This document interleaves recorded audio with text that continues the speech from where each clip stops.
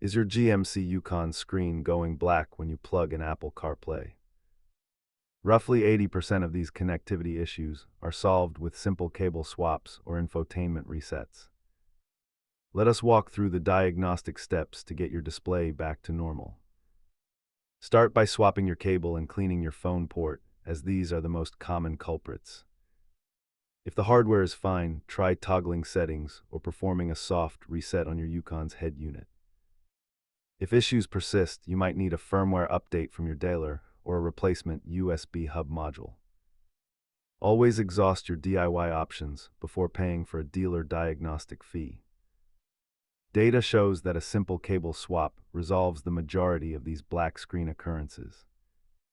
Test with a second phone to rule out your device, then consider a factory reset as a last resort.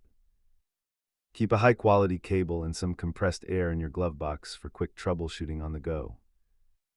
Remember that a clean connection is the foundation of a stable CarPlay experience. If you're still seeing black screens, it is time to visit the dealer for a firmware update. Thanks for watching.